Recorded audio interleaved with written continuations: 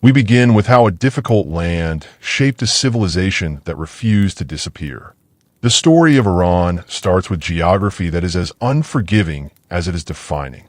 A vast high plateau lifted thousands of feet above sea level, cut off by mountain chains and broken by deserts, so extreme they can kill life with heat and thirst alone.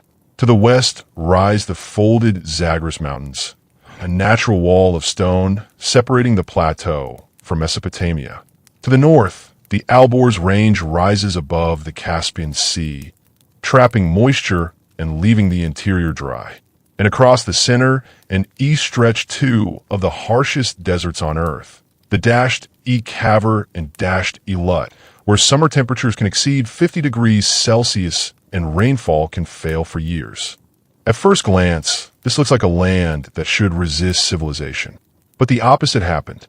Wherever water appears, in mountain valleys, seasonal rivers, or underground channels later known as kanets, life clusters tightly and persists stubbornly.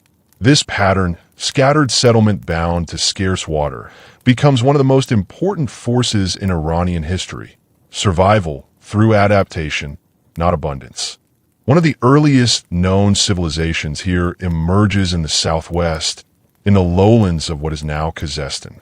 This is the land of ancient Elam, centered on the city of Susa. Long before the rise of classical Persia, Elam develops as a sophisticated urban society connected to the broader Mesopotamian world. It builds mud brick temples, develops its own writing system, and organizes itself into administrations capable of managing taxation, labor, and trade. Elam is not a single unified empire in the later sense. It is more often a shifting network of city-states and regional powers, sometimes united, often divided, and frequently in conflict with neighboring Mesopotamian civilizations like Sumer and later Assyria. But what matters most is continuity. Susa remains inhabited across millennia, repeatedly rebuilt and reoccupied, becoming one of the most enduring cities in the ancient world. Trade ties Elam into a wider world. Goods, ideas, and artistic styles move between the Iranian plateau, Mesopotamia, and even the distant Indus Valley. Cylinder seals, bronze work, and temple architecture show shared influence and long-distance exchange. Even in these early centuries, the Iranian world is not isolated. It is already a crossroads between civilizations. Then, around the second millennium BCE, a major transformation begins. Indo-Iranian speaking groups begin moving into the plateau from the Eurasian steppe. These are pastoral societies, skilled with horses and chariots, organized around clans and oral tradition. They refer to themselves with a word that later sources interpret as Arya, meaning noble or free. They bring with them religious traditions that will eventually evolve into Zoroastrianism. Central among these beliefs is a cosmic struggle between truth and order, associated with Ahura Mazda, and chaos or falsehood. Fire becomes a symbol of purity and divine presence. Society is often described in three functional groups: priests, warriors, and herders or cultivators. Over time, these migrating groups settle and divide into two major cultural political formations. In the Northwest Highlands, the Medes begin to coalesce into tribal confederations. In the southwest region of Fars, the Persians establish themselves in a more arid but strategically significant land.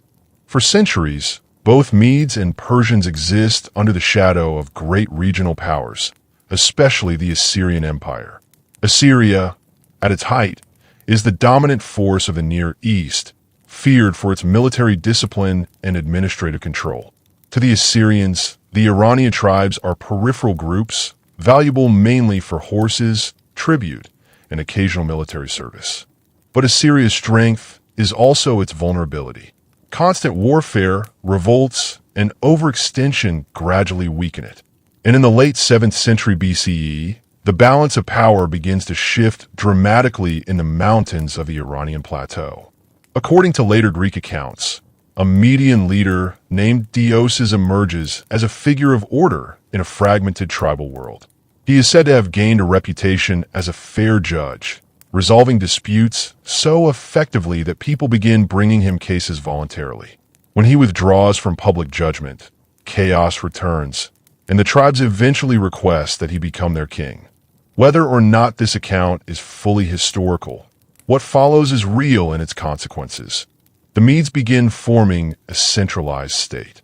Their capital is established at Ecbatana, a fortified city often described in later sources as having concentric defensive walls and strong royal control. What matters historically is not the exact architecture, but the political shift it represents, from tribal fragmentation to centralized monarchy. Under later Median rulers, especially Cyaxares, the Median state becomes a true regional power. Cyaxares reorganizes the army, reportedly introducing divisions based on military function, improving discipline and coordination compared to traditional tribal levies. This new power plays a decisive role in the collapse of Assyria. In alliance with the rising Neo-Babylonian forces under Nabopolassar, the Medes participate in the campaign that leads to the destruction of Nineveh in 612 BCE, one of the most dramatic turning points in ancient history. The Assyrian capital falls, and its empire collapses almost overnight. For a brief moment, the Medes become one of the dominant powers of the Near East, controlling large territories across the Iranian plateau and beyond. But even as Median power rises, a smaller region in the south is quietly developing what will become the most influential empire of the ancient world. This region is Persis or Parsa. Its rulers are local kings under Median overlordship, part of a broader network of Iranian nobility. Among them is a line of rulers that leads to a man named Cyrus. Cyrus II, later known to history as Cyrus the Great, inherits the throne of Anshan in 559 BCE. At first, he is a minor vassal ruler within the Median sphere of influence. But the political situation is unstable. Discontent exists among Median nobles, and alliances are fragile. Around 550 BCE, Cyrus leads a revolt against the Median king Astyages. The rebellion is surprisingly swift. Many Median commanders defect, and the capital at Ecbatana falls with relatively little prolonged resistance. But Cyrus does something unusual for an ancient conqueror. He does not destroy the Median system. Instead, he absorbs it. Median nobles are retained in administrative roles. Median military and bureaucratic structures are preserved. What emerges is not the destruction of one people by another, but the fusion of two ruling traditions into a new imperial framework. This becomes the foundation of the Achaemenid Empire. From this base, Cyrus expands rapidly. To the west, he confronts Lydia, ruled by Croesus, a king famed for his wealth. According to tradition, Croesus misinterprets an oracle that warns him that if he attacks Persia, he will destroy a great empire. He does attack. The empire destroyed is his own. Cyrus defeats the Lydian forces and captures Sardis in 547 BCE. Lydia falls into Persian control, extending the empire into Anatolia and bringing Greek city-states of the region under Persian influence. Then Cyrus turns east and south, consolidating control over Iran and Central Asia. But his most famous conquest comes in 539 BCE, when he moves against Babylon. Babylon at this time is one of the greatest cities in the world, both politically and culturally. Yet internal tensions weaken its defense. When Cyrus enters the city, it is not through prolonged siege, but through a combination of military pressure and internal support. The city opens its gates. What follows becomes one of the most significant moments in ancient political history. Cyrus issues decrees allowing displaced peoples to return to their homelands and restoring local religious institutions. Among those affected are the Jewish exiles, later remembered in Hebrew tradition with extraordinary respect for Cyrus as a liberator. This policy is not modern tolerance in the contemporary sense. It is imperial strategy. Cyrus understands that controlling a vast, multi-ethnic empire requires legitimacy, not just force. By respecting local traditions and religious systems, he stabilizes his rule across a vast and diverse territory. Cyrus dies around 530 BCE while campaigning on the northeastern frontier. His burial at Pasargadae marks the beginning of a royal tradition that links kingship with a sacred imperial identity. The empire he leaves behind stretches from the Aegean frontier to Central Asia. His son, Cambyses II, continues expansion and turns toward Egypt.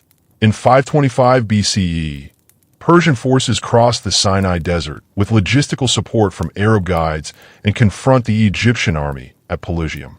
Egypt falls, and Cambyses is declared pharaoh.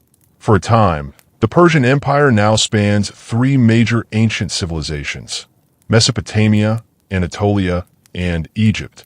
But imperial expansion creates strain. Cambyses' rule is followed by uncertainty and succession crisis after his death in 522 BCE. Into this vacuum steps Darius I, a member of a collateral branch of the Achaemenid family. Darius secures power after a series of internal conflicts, and to legitimize his rule, he commissions one of the most important inscriptions in ancient history, the Behistun inscription. Carved into a cliff face in multiple languages, it records his version of events and establishes his authority through both narrative and divine legitimacy. Once secure, Darius undertakes a systematic transformation of the empire. He divides it into administrative provinces called satrapies, each governed by a satrap responsible for taxation and order. But crucially, military authority is separated from civil authority, preventing any single governor from becoming too powerful. He establishes a standardized system of taxation, coinage, and measurement. The gold coin known as the daric becomes a symbol of imperial economic integration.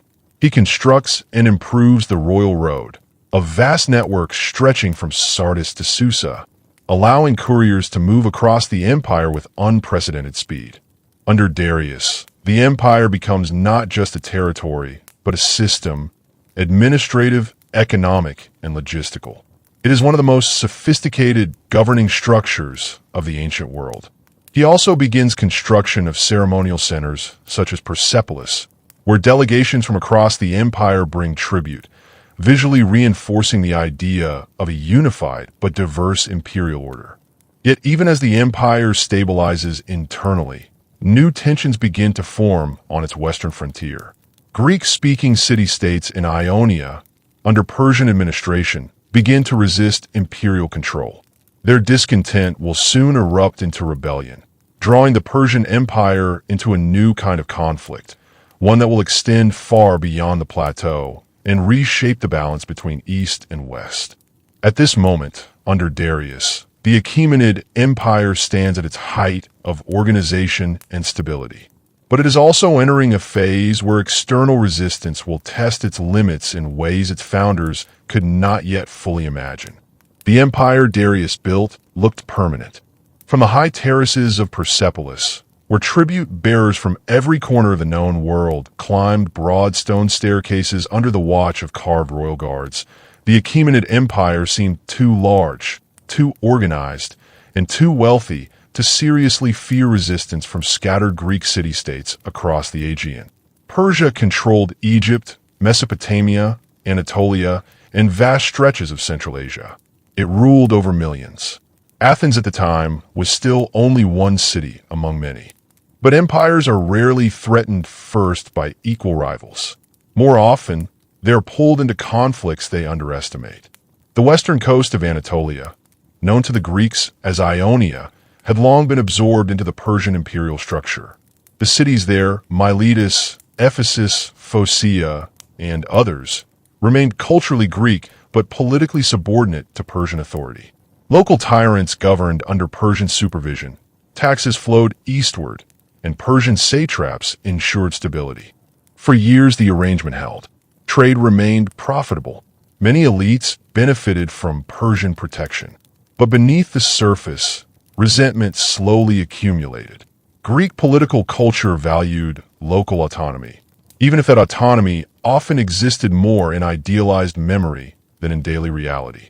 Persian administration, however efficient, still represented foreign oversight. The spark came in 499 BCE. A man named Aristagoras, ruler of Miletus, found himself politically cornered after a failed military expedition. Facing likely punishment from Persia, he gambled on rebellion instead. He encouraged the Ionian cities to rise against Persian authority and appealed to mainland Greece for support. Most Greek states hesitated. Sparta declined outright. The risks were obvious. Persia was unimaginably larger than any Greek coalition. But Athens and Eretria sent limited assistance. A small fleet, little more than symbolic support compared to the scale of the empire they were provoking. Still, symbols matter. The rebels marched inland and burned Sardis, one of the key administrative centers of western Anatolia. Though the city was quickly recovered, the psychological impact was enormous. News traveled east to Darius. According to later Greek accounts, he ordered a servant to remind him daily of the Athenians so that he would never forget the insult. The rebellion itself eventually failed.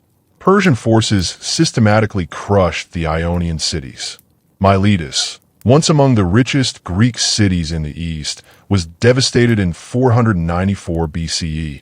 Many inhabitants were killed, enslaved, or deported. The revolt was over. But Darius had drawn a larger conclusion from the conflict.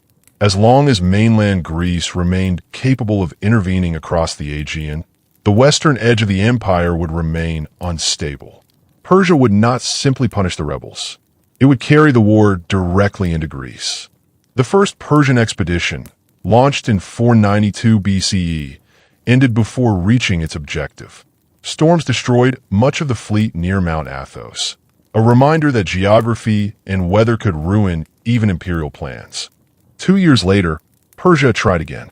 In 490 BCE, a Persian force under Datis and Artaphernes crossed the Aegean, subdued islands along the route, and destroyed Eretria. Then the army landed near the plain of Marathon, northeast of Athens.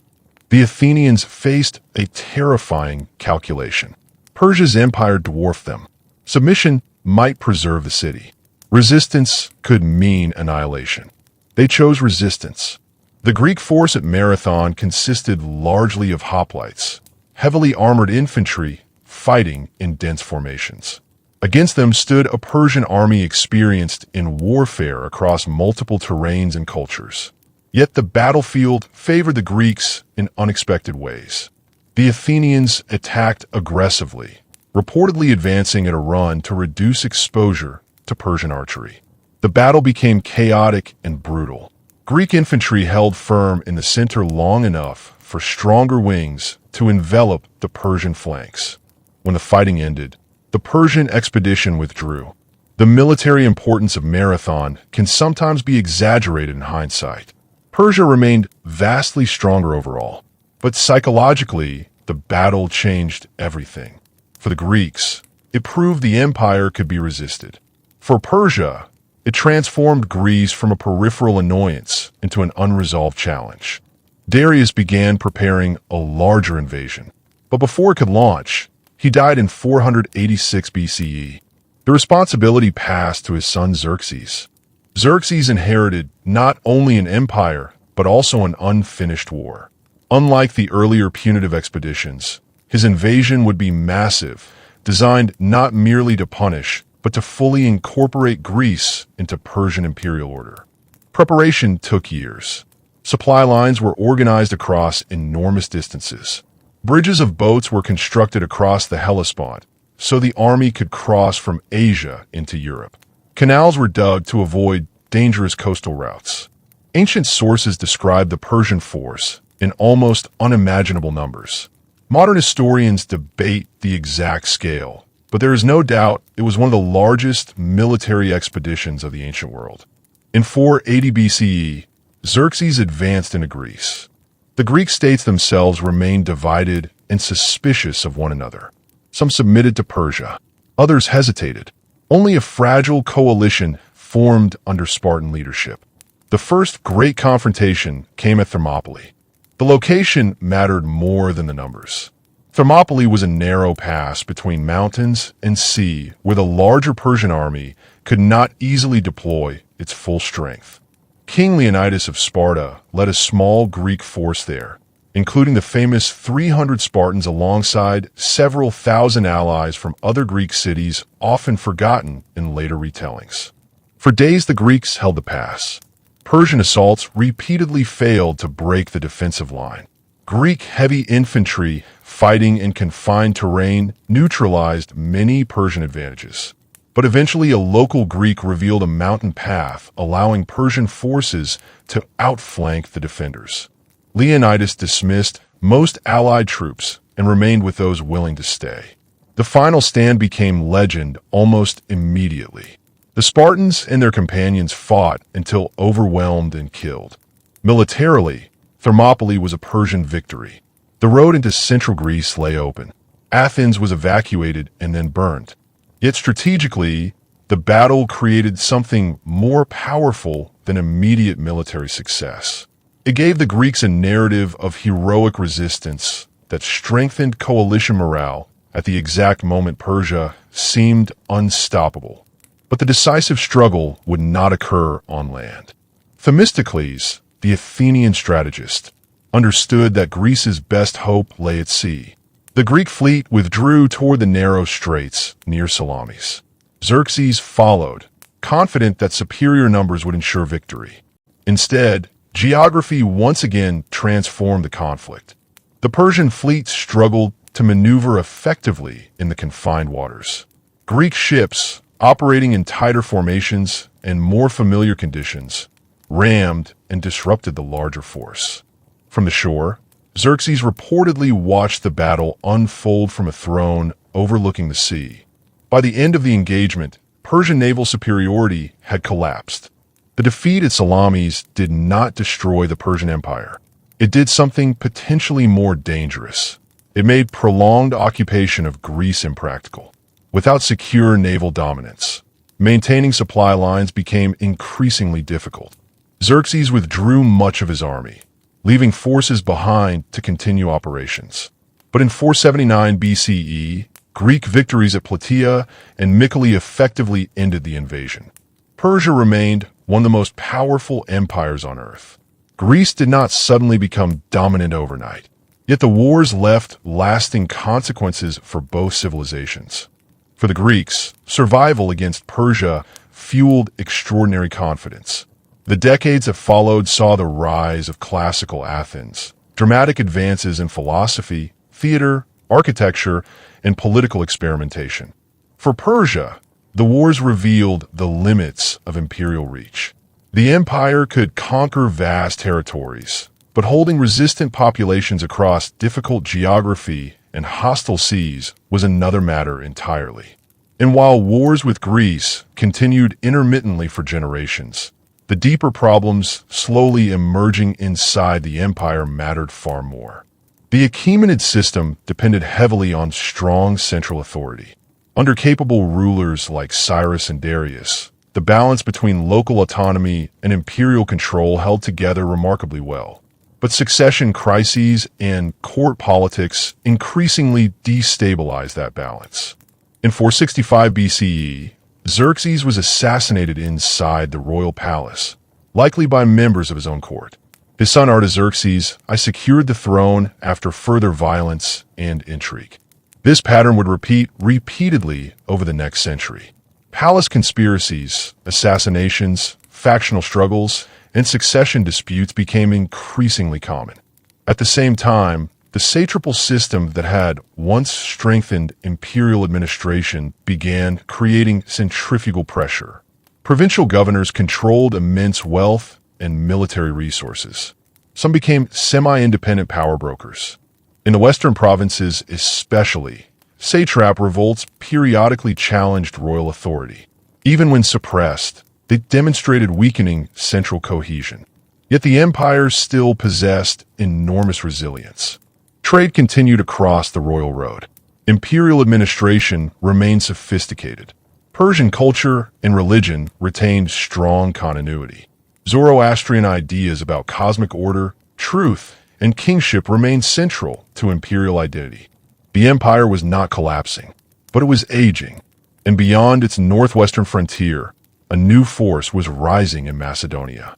To the southern Greeks, Macedonia had long seemed peripheral rougher and less refined than the city-states of Athens or Sparta.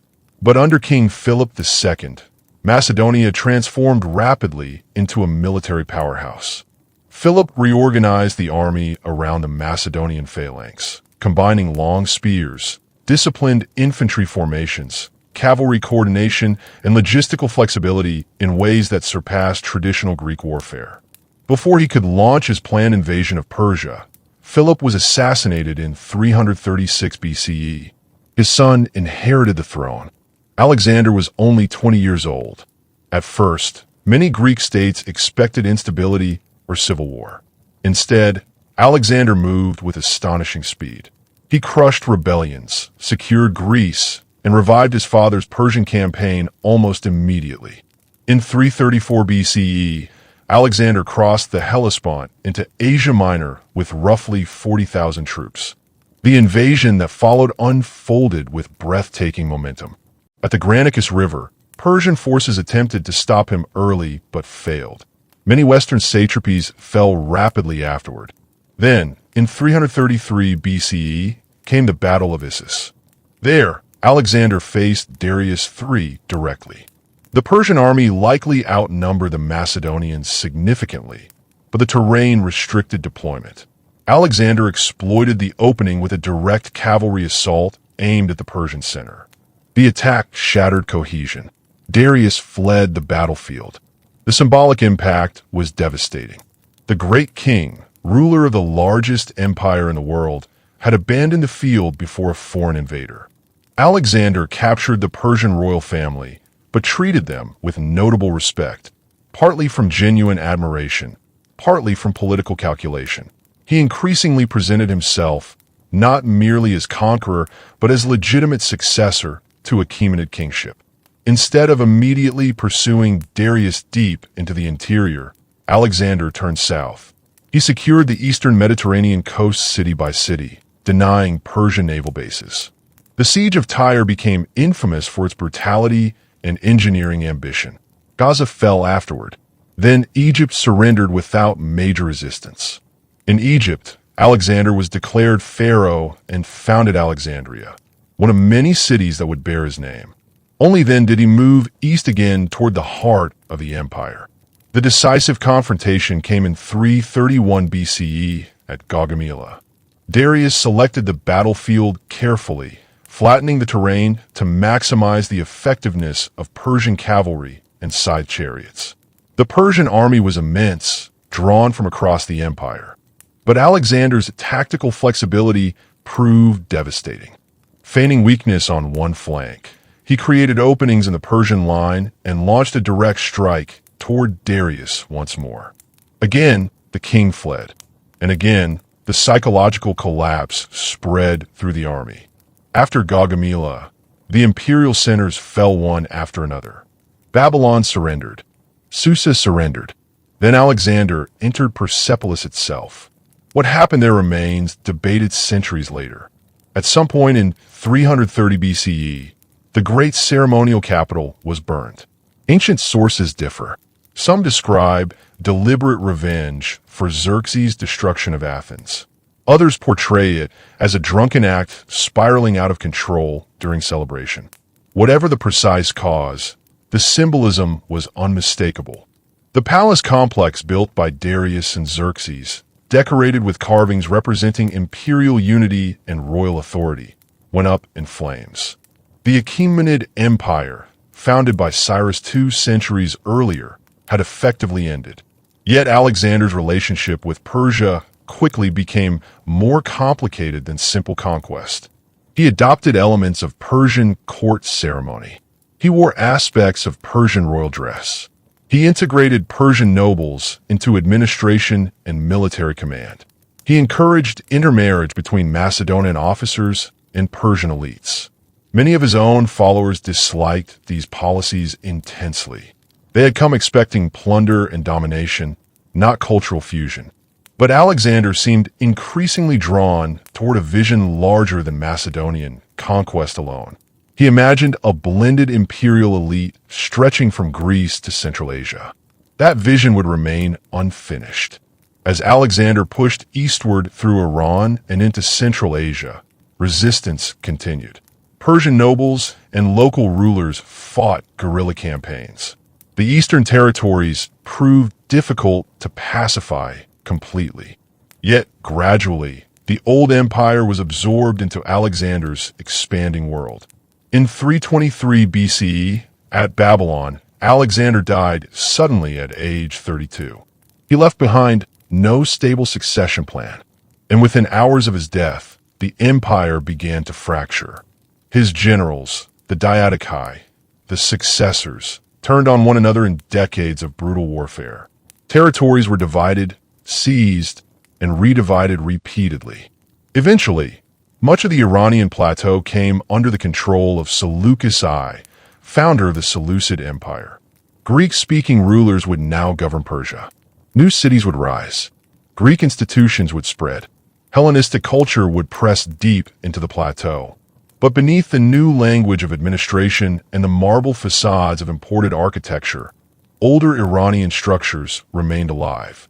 Villages still spoke Iranian dialects. Zoroastrian fire temples still burned. Landholding systems persisted. The rhythms of the plateau endured beneath changing rulers.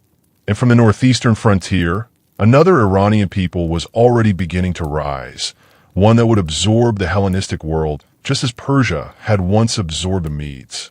The empire Alexander created was held together by one thing alone: Alexander himself. The moment he died in Babylon in 323 BCE, the illusion of unity began collapsing almost immediately. His generals did not gather to preserve the empire.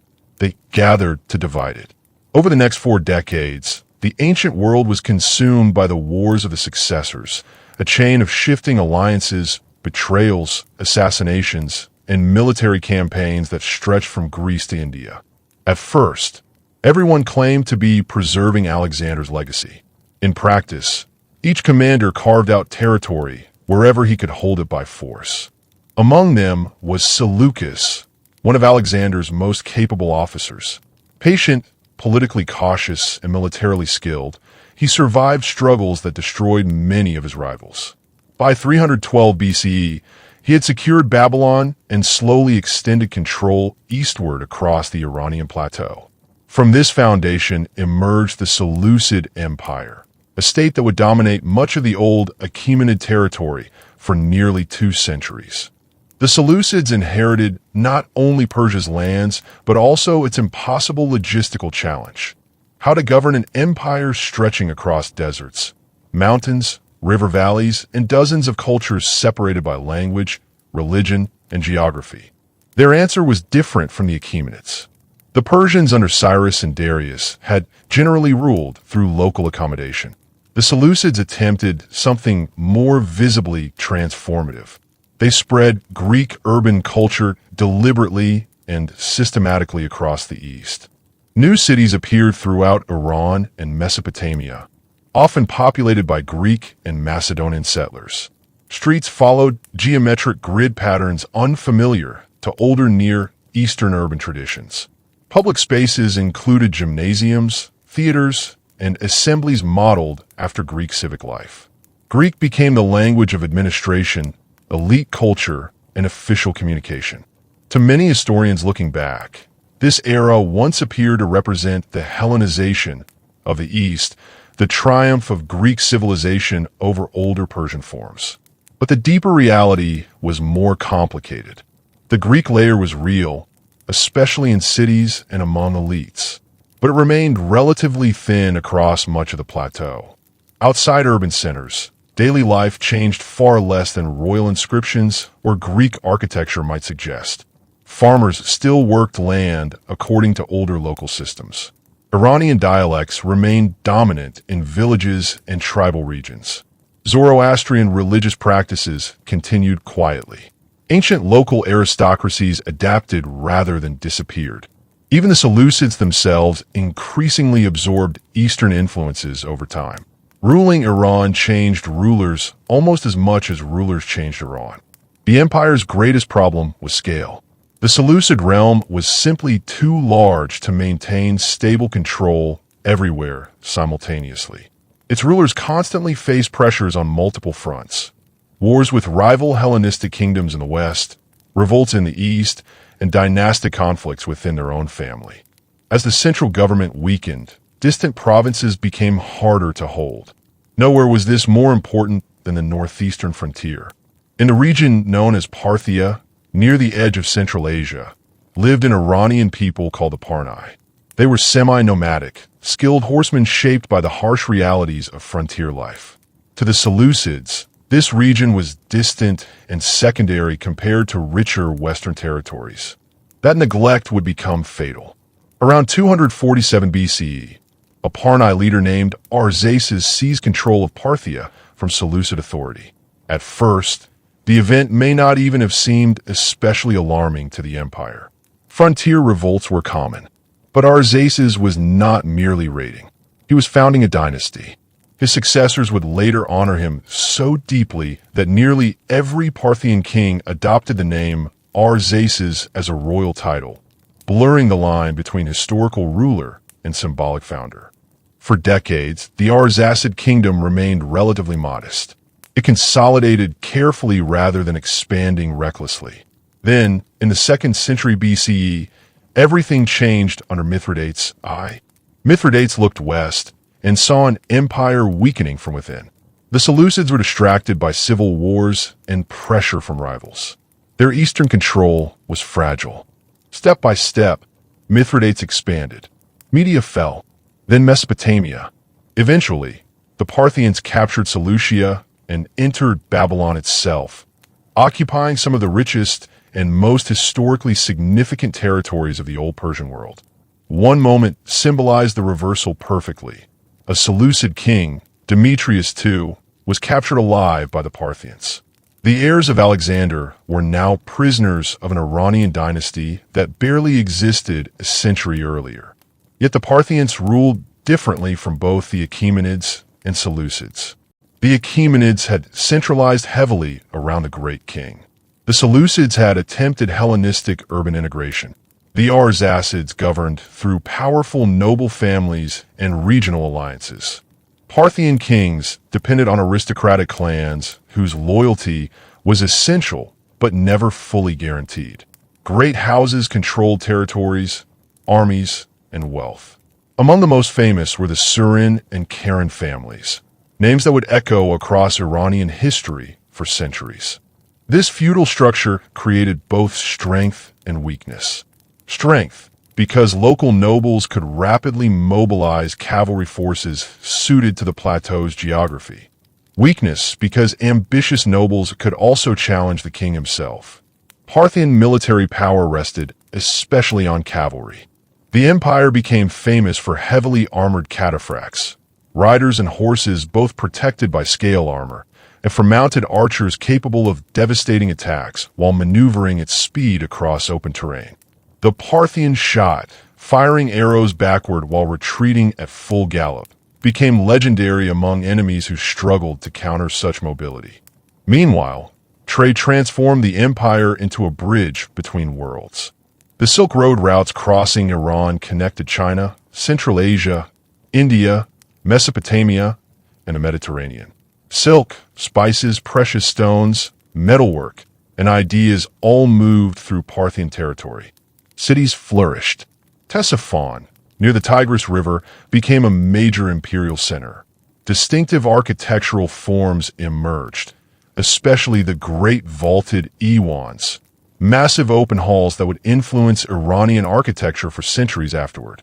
The Parthians blended influences comfortably. Greek remained visible on coins and in some official contexts. Hellenistic artistic styles mixed with Iranian traditions. The empire was not trying to erase Greek culture entirely. It was absorbing and reshaping it. But another power was rising in the West. Rome. By the 1st century BCE, the Roman Republic had expanded aggressively across the Mediterranean. Victories over Carthage, Greece, and Hellenistic kingdoms brought Roman armies steadily eastward. Eventually, the Euphrates frontier became the meeting point between two enormous systems, Rome and Parthia. At first, Roman leaders viewed Parthia with dangerous overconfidence. Rome had defeated nearly every major opponent it encountered. Legions appeared unstoppable. Many Roman politicians assumed the East would eventually become another set of provinces waiting to be annexed. One of those politicians was Marcus Licinius Crassus. Crassus was among the wealthiest men in Roman history and part of the first triumvirate alongside Julius Caesar and Pompey. But wealth and political influence were not enough. Roman aristocratic culture valued military glory above almost everything else. Crassus wanted conquest. In 53 BCE, he led roughly 7 legions into Parthian territory, expecting a relatively straightforward campaign. Instead, he marched into catastrophe. Near the town of Carrhae, Crassus encountered the Parthian commander Cyrus, a nobleman for the powerful Surin clan. Cyrus understood Roman warfare with remarkable clarity. Roman legions excelled in disciplined, close combat, but they depended on maintaining formation and engaging enemies directly. The open desert terrain favored mobility instead. The Parthians refused conventional engagement. Mounted archers surrounded the Roman formations, firing continuously while staying beyond effective counterattack range. Roman soldiers formed defensive shield walls, expecting the enemy eventually to exhaust ammunition. But camel caravans constantly resupplied Parthian arrows. The attack never stopped. Whenever Roman units attempted pursuit, Parthian cavalry withdrew while continuing to fire, including the famous backward shot released during retreat. The psychological effect became devastating. Roman discipline, usually their greatest strength, slowly turned into suffocating immobility under endless missile fire. Crassus himself died during chaotic negotiations after the battle. Ancient sources later embroidered the story with dramatic details, including tales that molten gold was poured into his mouth as punishment for greed. Whether true or not, the symbolism reflected Roman humiliation. Tens of thousands of Roman soldiers were killed or captured. The legionary standards, sacred symbols of Roman honor, were seized. For Rome, Carrhae became a trauma. For Parthia, it was proof that Rome was not invincible. The captured Roman standards remained in Parthian hands for decades, until the Emperor Augustus later recovered them diplomatically in 20 BCE, presenting the event in Rome almost like a military triumph, despite the absence of battle. Carrhae changed the relationship between the two empires permanently. Neither side would ever fully trust the other again, and yet neither side could decisively destroy the other either. Over the next 2 centuries, the Roman-Parthian frontier became one of the great contested zones of the ancient world. Wars erupted repeatedly over Mesopotamia, Armenia, and control of strategic trade routes. Armenia became especially important, functioning as a buffer kingdom between empires. Both Rome and Parthia repeatedly attempted to dominate its throne because whoever controlled Armenia gained strategic advantage in the Caucasus. Sometimes Rome advanced deeply eastward. The Emperor Trajan came closest to achieving lasting conquest. In 116 CE, Roman forces captured Ctesiphon and reached the Persian Gulf itself. According to tradition, Trajan looked eastward and lamented that he was too old to continue Alexander's conquests further into Asia. But the victory did not last. Holding Mesopotamia permanently proved extraordinarily difficult. Revolts erupted. Supply lines stretched dangerously. Local resistance persisted. Trajan's successor Hadrian abandoned many of the new conquests almost immediately. The frontier returned roughly to where it had been before. This pattern repeated endlessly. Roman armies could invade successfully. Parthians could counterattack effectively. But neither empire could permanently absorb the other. The wars drained resources on both sides without producing decisive resolution. And beneath the surface, Parthia itself faced growing internal tensions. The decentralized aristocratic structure that had once provided flexibility increasingly weakened central royal authority. Noble clans accumulated enormous power. Succession disputes multiplied. Kings sometimes ruled strongly, but often depended heavily on balancing rival aristocratic interests. The empire was not collapsing outright. Trade remained profitable. Culture remained vibrant, but cohesion weakened over time. Meanwhile, in the southern Persian homeland of Fars, something important was quietly happening. Local rulers there preserved stronger memories of the old Achaemenid tradition than much of the Parthian elite did.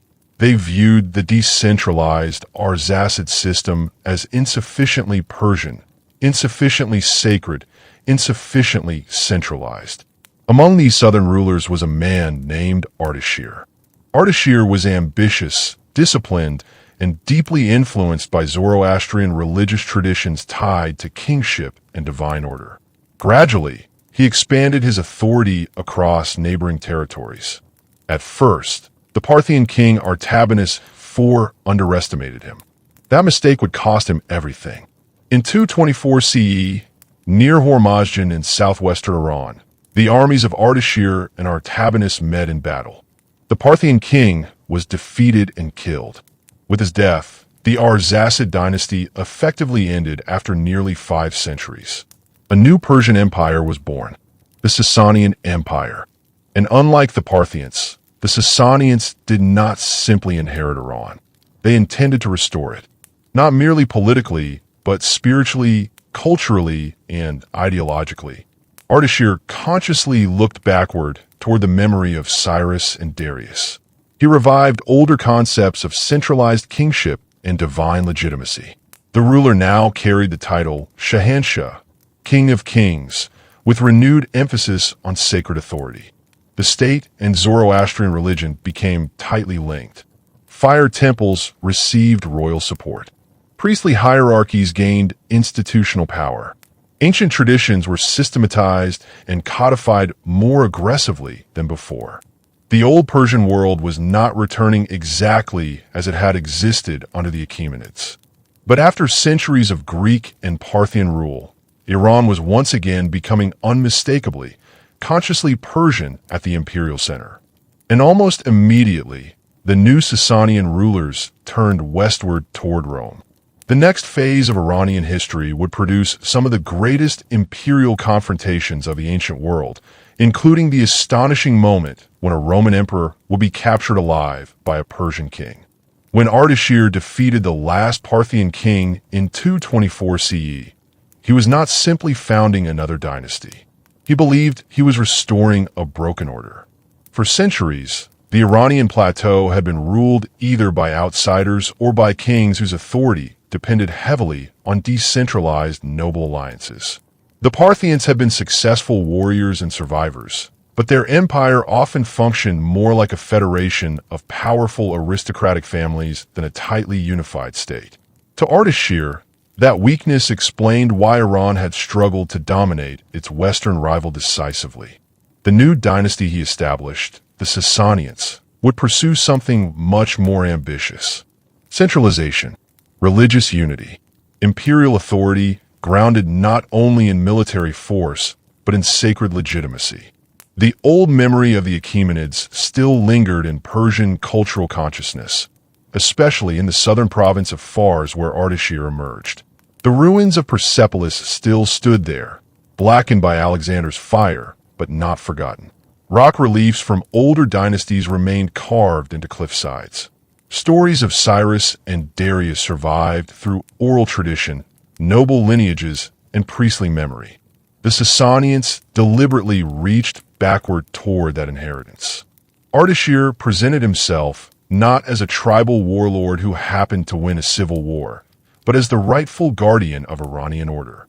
Zoroastrianism became deeply integrated into the state itself. Fire temples were expanded and supported.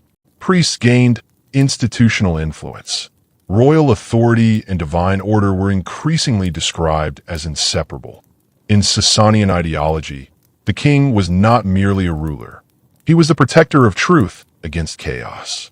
This concept mattered enormously because it shaped how the empire viewed itself and its enemies. War was not simply political competition. It could also be framed as a cosmic struggle between order and disorder, civilization and destructive forces. Ardashir spent much of his reign consolidating control internally. Local rulers who had enjoyed broad autonomy under the Parthians now faced increasing pressure from the central government. Taxation became more organized. Administration tightened. Royal authority extended deeper into provincial life. But even while strengthening the empire internally, the Sasanians inherited the same geopolitical reality that had confronted every major Iranian power before them. To the west stood Rome, and Rome was still enormous. By the 3rd century CE, however, Rome itself was beginning to change. The empire faced political instability, economic pressure, military overextension, and repeated succession crises. Emperors rose and fell with alarming speed. Civil wars weakened frontier defenses. The Sasanians saw opportunity. Ardashir's son, Shapur I, inherited both the throne and his father's ambitions. He proved to be one of the most formidable rulers in all of ancient Iranian history. Shapur expanded aggressively westward into Roman territory. Unlike many earlier Parthian campaigns that relied heavily on cavalry raids and fluid frontier warfare, Sasanian offensives often aimed at direct territorial pressure and symbolic dominance. Cities were captured, Roman armies were defeated, and then came one of the most extraordinary moments in the entire history of Rome. In 260 CE, the Roman Emperor Valerian personally led a campaign against Shapur near the city of Edessa. The result was disaster. Valerian was captured alive. No Roman emperor before him had ever suffered such a fate at the hands of a foreign enemy. The shock across the Roman world was immense. Emperors might die in battle. They might be assassinated by rivals. But capture by a foreign king represented humiliation on an entirely different level. Sasanian royal art immortalized the event immediately. Near the ancient Achaemenid tombs at Nakhsh Rostam, massive rock reliefs were carved into the cliff face. In them, Shapur appears mounted confidently on horseback while Roman emperors kneel or stand submissively before him. The message was unmistakable. Persia had not merely resisted Rome. Persia had humbled it. Later Roman and Persian accounts embroidered the story with dramatic details. Some claim Valerian was used as a human footstool when Shapur mounted his horse. Others describe harsher humiliations after his death. Historians debate how much of this is literal truth and how much is propaganda amplified over time. But the larger reality remains beyond dispute. The Sasanians had established themselves as Rome's equal, and at moments, its superior. Yet military power alone does not explain why the Sasanian era became so important in Iranian history. What truly distinguished the empire was the combination of political strength, religious identity, artistic achievement, and intellectual development that emerged over the following centuries. The Sasanian court became one of the great cultural centers of the late antique world. Its architecture alone projected imperial confidence on a monumental scale. At Ctesiphon, near the Tigris River, the great arch known today as the Takhtasra rose over the imperial palace complex. Its massive vaulted hall remains one of the largest brick arches ever constructed in the ancient world. Even in ruin, it still conveys overwhelming scale. Sasanian artistic styles spread far beyond Iran itself. Royal silver plates depicting kings hunting lions or boars circulated across Eurasia. Textiles woven in Persian workshops became prized luxury goods from Byzantium to Central Asia. Decorative motifs developed under the Sasanians would later influence Islamic art profoundly. And while the empire strongly promoted Zoroastrianism, it was also astonishingly diverse religiously. Christians lived throughout Mesopotamia and Western Iran. Jewish communities flourished in major cities. Buddhist influences entered from the East. And in the 3rd century, a new religious movement emerged that deeply unsettled the authorities. Its founder was Mani. Mani was one of the most remarkable religious thinkers of late antiquity.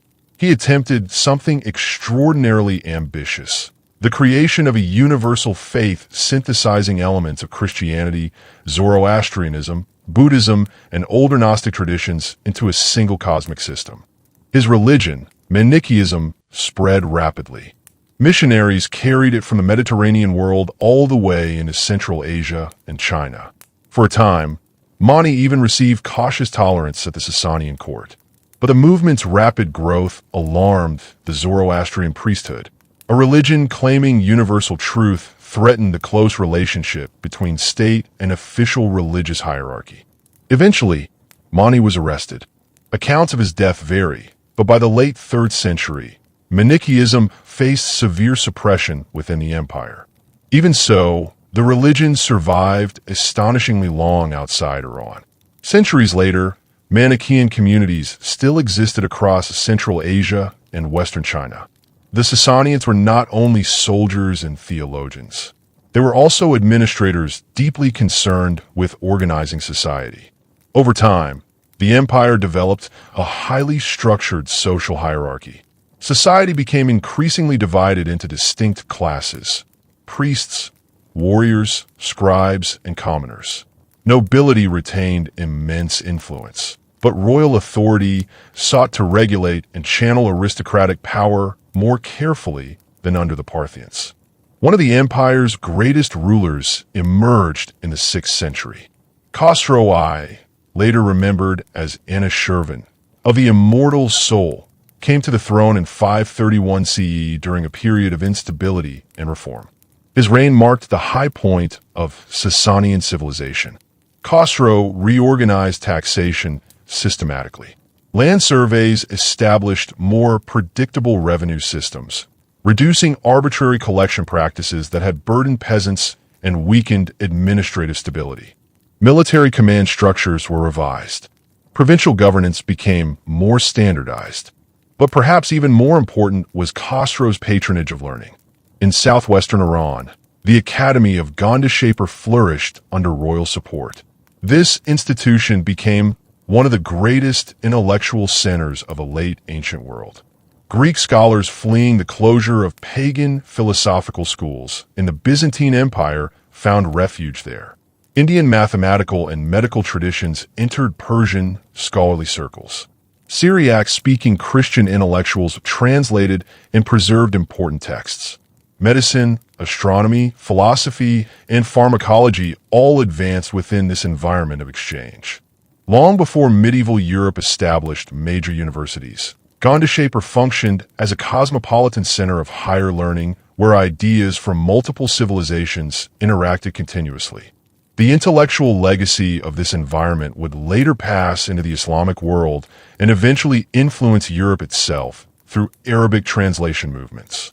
Meanwhile, Persian culture continued spreading through trade and diplomacy.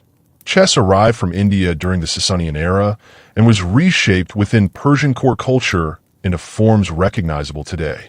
Polo developed as both aristocratic sport and military training exercise. Persian literature, music, and court ceremony influenced neighboring societies profoundly. But none of this prosperity existed in peace. The old Roman rivalry never ended. By this point, the Western Roman Empire had collapsed, but its eastern continuation, the Byzantine Empire, remained a powerful adversary centered in Constantinople. The Roman-Persian frontier became one of the most militarized borders on Earth. Wars erupted repeatedly across Mesopotamia, Armenia, Syria, and the Caucasus. Neither side could permanently destroy the other, and each conflict drained enormous resources. Under Khosrow II in the early 7th century, the Sasanians achieved perhaps their most spectacular military successes yet. At first, events seemed almost miraculous from the Persian perspective. Jerusalem fell. The true cross, Christianity's most sacred relic, was captured. Sasanian armies occupied Egypt. Byzantine defenses collapsed across huge territories. At one point, Persian forces reached the shores opposite Constantinople itself. After centuries of rivalry, it briefly appeared that Persia might finally crush its ancient Western enemy once and for all. But victories on that scale carried dangerous costs. The campaigns overstretched supply lines. Armies remained deployed for years. Taxes rose. Internal political tensions deepened. And then the Byzantines recovered under Emperor Heraclius, launching bold counteroffensives deep into Persian territory. Heraclius forced the Sasanians into a draining defensive struggle. The long war devastated both empires simultaneously. Fields were ruined. Cities suffered repeated occupation.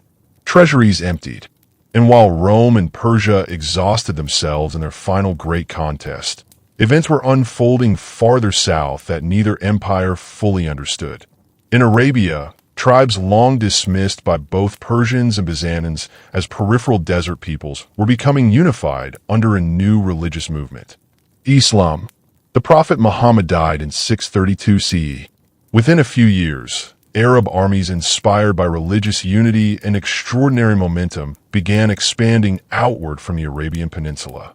To many observers at the time, this probably seemed temporary or insignificant at first. The great powers had seen tribal raids before, but this was different. The Byzantine and Sasanian empires emerged from decades of warfare, physically exhausted, financially strained, and politically fragile. And now a completely new force was approaching their borders. The final phase of ancient Persian history was about to begin, not with slow decline over centuries, but with sudden collapse. By the early 7th century, the Sasanian Empire looked powerful from a distance, but inside, the foundations were cracking. The long war with Byzantium had drained almost everything. For decades, armies marched back and forth across Mesopotamia, Syria, Armenia, and Anatolia, consuming grain, silver, livestock, and manpower at a pace no state could sustain forever. Entire regions have been devastated repeatedly. Irrigation systems fell into neglect. Taxation became harsher. Noble families fought for influence at court, while ordinary farmers carried the burden of endless military campaigns. And then, after years of astonishing victories under Khosrow II, the empire collapsed into chaos almost overnight. The Byzantine Emperor Heraclius launched daring counterattacks deep into Persian territory, exposing how overstretched the Sasanian military had become. Khosrow's prestige shattered. Court elites turned against him. In 628 CE, he was overthrown and executed by his own son. What followed was political disintegration. In just a few years, multiple rulers claimed the throne in rapid succession. Kings were murdered. Queens briefly ruled. Generals backed rival candidates. Noble factions competed openly. The centralized structure built so carefully over centuries began coming apart under the pressure. And while Persia descended into instability, a new force emerged from Arabia with extraordinary speed. To both Byzantines and Persians, Arabia had long seemed peripheral, valuable mainly for trade routes and buffer tribes. Neither empire viewed the peninsula as a likely source of world-changing power. But Islam transformed Arabia completely. The Prophet Muhammad had united many of the Arab tribes under a shared religious and political identity unlike anything they had previously possessed. Loyalty was no longer based only on tribe or clan. It was tied to a broader community of believers. After Muhammad's death in 632 CE, the early caliphs moved rapidly to consolidate Arabia and direct its energies outward. At first, neither Persia nor Byzantium fully understood what they were facing. They soon would. The first major confrontations between Arab Muslim forces and the Sasanians revealed how weakened Persia had become. The empire still possessed experienced armies and proud military traditions, but political fragmentation made coordinated resistance difficult. The decisive turning point came at the Battle of Al-Qadisiyah around 636 CE. The battle took place near the Euphrates in Mesopotamia, one of the richest and most strategically important regions of the Sasanian world. Persian forces were commanded by Rostam Farrakhzad, an experienced general from one of the great noble families. For several days, the fighting remained fiercely contested. Persian war elephants initially caused chaos among Arab cavalry unfamiliar with them. Sasanian infantry still fought with discipline and determination. But the Arabs adapted quickly, targeting the elephants and disrupting Persian formations. Then came the moment later remembered almost symbolically. A sandstorm swept across the battlefield. Accounts differ in detail, but Persian lines lost cohesion. Rostam was killed. Once the commander fell, the army began collapsing. The defeat opened the road to Ctesiphon. When the Arab forces entered the Sasanian capital, they encountered immense wealth accumulated over centuries.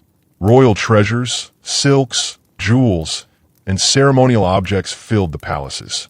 The great vaulted arch of the Tak Kasra still towered above the city, representing the monumental confidence of the old empire.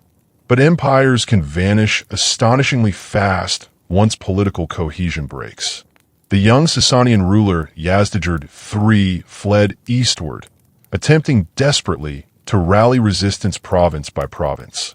He became a wandering king in a collapsing world, moving from city to city, seeking support that grew weaker each year. Persia did not disappear in one battle. Resistance continued across parts of the plateau. Some regions fought fiercely. Others submitted more quickly. Geography slowed conquest, especially in mountainous areas. But the decisive final confrontation came in 642 CE in Nahevand. The Arabs later called it the victory of victories. After Nahevand, organized Sasanian resistance effectively ceased. Yazdijerd spent years moving farther east, trying to rebuild authority. Yet increasingly, local rulers calculated survival pragmatically. Some negotiated with the conquerors. Others simply stopped supporting the king. Finally, in 651 CE, Yazdijerd was killed near Merv, reportedly murdered by a local miller for his possessions. The last Sasanian king did not die in a glorious final battle. He died alone, abandoned by much of the empire he once ruled. And with that, more than 1,000 years of continuous pre-Islamic Iranian imperial history appear to end. But this is where the deeper story of Iran begins to reveal itself. Because politically, Persia had been conquered. Culturally, it survived. And over time, it would profoundly shape the civilization that conquered it. The Arab conquest transformed Iran fundamentally. Arabic became the language of administration and religion. Islam gradually spread across the plateau. Zoroastrian political dominance collapsed. Fire temples declined. Tax systems changed. New elites emerged. Yet conversion was neither immediate nor uniform. For generations, large parts of the population remained Zoroastrian. Many rural communities changed slowly. Some converted for social or economic reasons. Others adopted Islam gradually over centuries through cultural integration rather than coercion alone. Most importantly, the conquerors quickly discovered that governing the Iranian world required Iranian administrative knowledge. The early Islamic caliphates inherited territories far larger and more complex than Arabia itself had ever administered. They needed tax systems, bureaucrats, scribes, agricultural expertise, and methods of governing settled populations. Persian administrators became indispensable. Under the Umayyad Caliphate, Arab elites initially dominated politically, while many non-Arab converts remained socially subordinate. This created resentment across former Persian territories. That resentment helped fuel one of the most important revolutions in Islamic history. In 750 CE, the Umayyads were overthrown by the Abbasid Revolution, a movement strongly supported by eastern Iranian regions, especially Khorasan. The Abbasids shifted the center of the Islamic world eastward. Their new capital, Baghdad, rose near the old Sasanian center of Ctesiphon. And inside the Abbasid system, Persian influence exploded. Persian bureaucratic traditions shaped administration. Persian court culture influenced ceremony and governance. Persian scholars became central figures in science, literature, philosophy, and medicine. Even the very idea of imperial kingship within the Islamic world absorbed strong Sasanian elements. This was not Persia defeating Islam, nor was it Islam erasing Persia. It was a fusion, and from that fusion emerged one of the great civilizations of medieval history. The Persian language itself underwent transformation, but survived remarkably well. Middle Persian evolved gradually into New Persian, written now in Arabic script but still fundamentally Iranian in structure and identity. Arabic vocabulary entered heavily, especially in religion and scholarship, yet Persian remained alive as a spoken and literary language. Then came one of the most important cultural moments in Iranian history. Around the late 10th and early 11th centuries, a poet named Ferdowsi completed the Shahnameh, the Book of Kings. This enormous epic preserved the memory of Iran's ancient past from mythological ages through the fall of the Sassanians. It told stories of heroes, kings, betrayals, battles, and dynasties stretching back before Islam. Ferdowsi spent decades composing it, and consciously, almost defiantly, he wrote in Persian while minimizing Arabic vocabulary wherever possible. The Shahnameh became far more than literature. It became cultural preservation. Through it, pre-Islamic Iranian memory survived inside the Islamic world itself. Children grew up hearing stories of Rostam, Sohrab, Jamshid, Zahak, and the old kings. Ancient Iran remained emotionally alive even after its political structures vanished. Meanwhile, the Islamic Golden Age flourished partly because of this Persian-Arab synthesis. Persian scholars contributed enormously to mathematics, astronomy, medicine, philosophy, and literature. Men like Ibn Sina, known in the West as Avicenna, wrote works that shaped medical and philosophical education for centuries. Al-Biruni studied astronomy, geography, and comparative religion with astonishing sophistication. Persian poets transformed world literature itself, and gradually, Iranian dynasties began re-emerging politically within the Islamic framework. The Abbasid caliphs remained symbolic leaders of the broader Islamic world, but real regional power increasingly fragmented. Local Persianate dynasties rose across Iran and Central Asia. The Samanids, ruling from Bokhara in the 9th and 10th centuries, became especially important. Under them, Persian literature experienced major revival. Courts patronized poets, scholars, and historians. Persian identity deepened rather than disappeared. Then came another transformation from the steppes. Turkic groups moving into the Islamic world increasingly entered military service under Persian and Islamic rulers. Over time, Turkic dynasties gained political dominance across much of the region.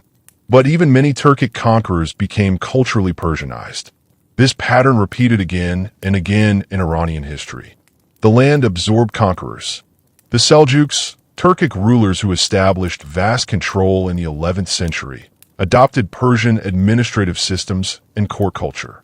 Persian became the language of bureaucracy and high literature across enormous territories stretching beyond Iran itself.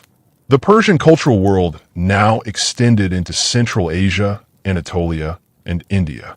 And yet, even after centuries of conquest and adaptation, greater storms still lay ahead. Because in the early 13th century, riders began emerging from the eastern steppe under a leader unlike almost any the world had seen before. Genghis Khan, and the Mongol invasions would devastate Iran more catastrophically than almost anything since Alexander.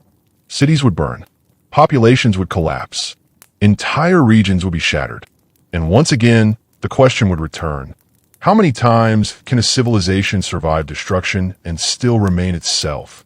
By the beginning of the 13th century, the Iranian world had changed almost beyond recognition from the age of Cyrus or Khosrow.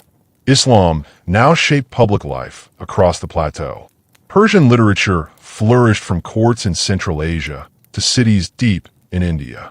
Trade routes connected Iran to China, Anatolia, the Caucasus, and the Mediterranean.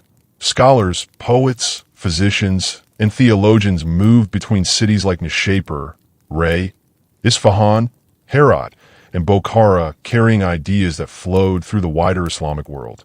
But politically, the region was fragmented. The Abbasid caliphs in Baghdad still existed, but their practical authority had weakened dramatically. Real power belonged to regional dynasties, military rulers, and shifting coalitions of Turkic elites. The Seljuk Empire, once dominant, had fractured into competing successor states. In eastern Iran and Central Asia, the Khwarezmian Empire emerged as one of the strongest powers, ruling a vast territory stretching across trade routes that linked Persia to the steppe and beyond. At first glance, the Khwarezmian rulers looked formidable. Their cities were wealthy. Their armies were large. Their fortresses controlled critical commercial routes. But like so many states before them, they underestimated a danger emerging far beyond the horizon. Far to the east, the Mongols were transforming the balance of power across Eurasia. Under Temujin, later known as Genghis Khan, scattered nomadic tribes of the steppe had been forged into an astonishing military machine. Mongol armies moved with terrifying speed, extraordinary discipline, and brutal strategic clarity. They combined mobility, intelligence gathering, psychological warfare, and tactical flexibility in ways settled civilizations struggled to comprehend until it was too late. At first, Genghis Khan did not necessarily seek war with the Khwarezmian Empire. Trade and diplomatic contact seemed possible. Then came the disaster that changed everything. In 1218, a Mongol trade caravan entered Khwarezmian territory at the city of Otrar. The local governor accused the merchants of espionage and executed them, seizing their goods. Genghis Khan responded cautiously at first, sending diplomats demanding punishment for the governor. The Khwarezmian Shah made a catastrophic decision. The diplomats were humiliated and killed. In the political culture of the steppe, this was not merely an insult. It was an unforgivable declaration of hostility. The Mongol invasion that followed became one of the most destructive campaigns in human history. Beginning in 1219, Mongol armies surged into Central Asia and eastern Iran with overwhelming speed. Cities that resisted faced annihilation. Fortifications that once seemed secure collapsed under relentless siege tactics adapted from Chinese and Persian engineering knowledge. The Mongols absorbed rapidly. Bokhara fell. Samarkand fell. Then came the great Persian cities. Nishapur, one of the intellectual jewels of the Islamic world, suffered catastrophic destruction. Later chroniclers described streets filled with corpses and populations slaughtered almost completely. The exact numbers in medieval sources are often exaggerated, but the scale of devastation was undeniably immense. Merv suffered similarly. Herat was ravaged. Entire irrigation systems collapsed in some regions, creating economic damage that lasted generations. The psychological terror became part of the Mongol strategy itself. News of massacres spread ahead of advancing armies, encouraging surrender through fear alone. The Khwarezmian Shah fled westward, abandoning territory after territory as Mongol forces pursued relentlessly. Eventually, he died isolated on an island in the Caspian Sea, his empire shattered around him. But the destruction did not end with conquest. The Mongol invasions disrupted agriculture, trade networks, urban life, and population distribution across huge areas of Iran and Central Asia. Some regions took centuries to recover fully. And yet, once again, Iran survived. Not unchanged, not untouched, but surviving. This pattern repeats so often across Iranian history that it almost begins to feel structural. Conquest followed by absorption, devastation followed by cultural persistence. The Mongols themselves gradually transformed after settling into the lands they conquered. Initially, Mongol rule across Iran formed part of the vast empire created by Genghis Khan's descendants. Eventually, however, regional divisions emerged. In Iran and nearby territories, the Mongol Ilkhanate took shape under Hulagu Khan, grandson of Genghis. Hulagu's campaigns included another world-shattering event, the sack of Baghdad in 1258. This happened repeatedly across Eurasian history. Steppe conquerors could dominate militarily with astonishing effectiveness, but administering settled civilizations required adaptation. The Ilkhans increasingly adopted Persian administrative methods. Persian bureaucrats returned to positions of influence. Islam slowly spread among Mongol elites, and Persian culture once again began reshaping its conquerors. One of the most remarkable figures of this period was Rashid al-Din, a Jewish convert to Islam who became vizier under the Ilkhans. He supervised vast historical and scholarly projects, including the Jami al-Tawarik, one of the most ambitious universal histories of the medieval world. Persian art also evolved dramatically during Mongol rule. Contact with China intensified through the Pax Mongolica, the enormous zone of relative stability connecting East Asia to the Middle East under Mongol dominance. Chinese artistic techniques, motifs, and aesthetics entered Persian miniature painting, ceramics, and decorative arts. The result was not cultural replacement. It was synthesis again. Persian civilization adapted, absorbed, and continued. Then, in the late 14th century, another conqueror emerged from Central Asia. Timur, known in the West as Tamerlane. Timur claimed inspiration from the legacy of Genghis Khan, though he was not a direct descendant. He built a massive empire through campaigns of extraordinary violence. Cities across Iran, Mesopotamia, India, and Anatolia faced siege and massacre under his armies. Chroniclers describe towers built from human skulls after conquests. Entire populations were deported to enrich Timur's capital at Samarkand. Yet, like earlier conquerors, Timur also patronized Persian culture intensely. Persian scholars, architects, and artists flourished at his court. Again, the paradox repeated, destruction and cultural flowering existing side by side. After Timur's death in 1405, his empire fragmented quickly. But by then, Persianate civilization had spread across much of the Islamic world. Persian functioned as a language of poetry, administration, and elite culture far beyond Iran itself.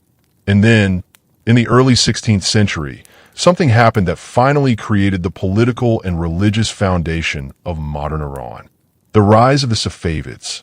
The Safavid movement began not as an empire, but as a Sufi religious order centered in Ardabil in northwestern Iran.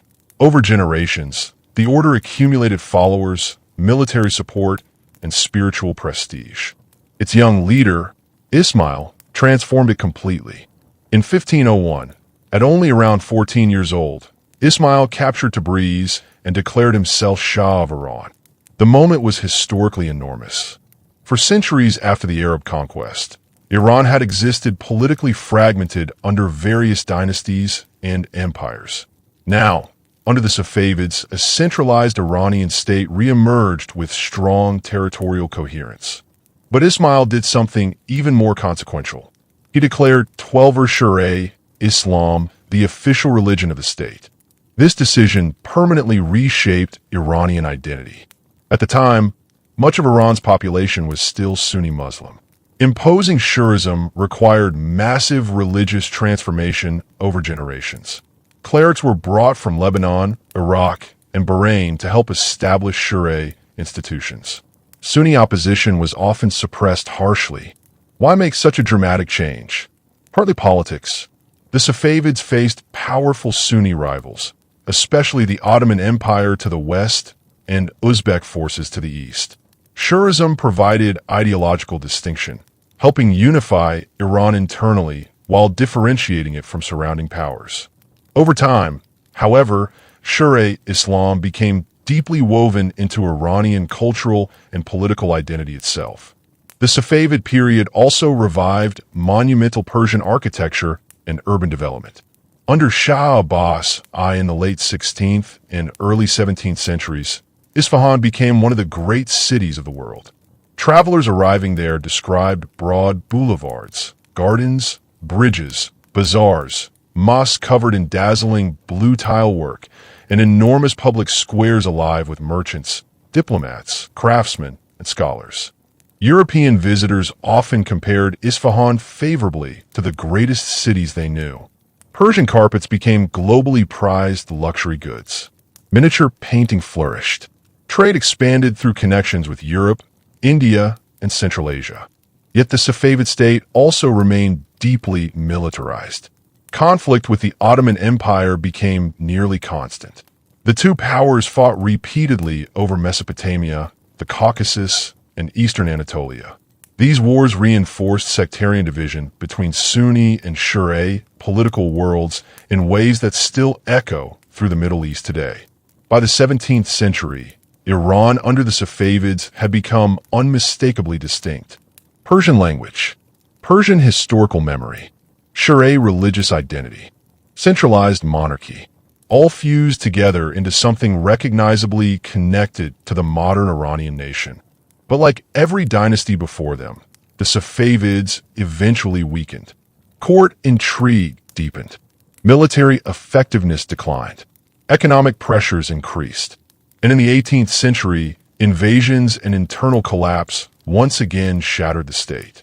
Still, the deeper structure endured, because by now, Iran was no longer merely a dynasty or empire.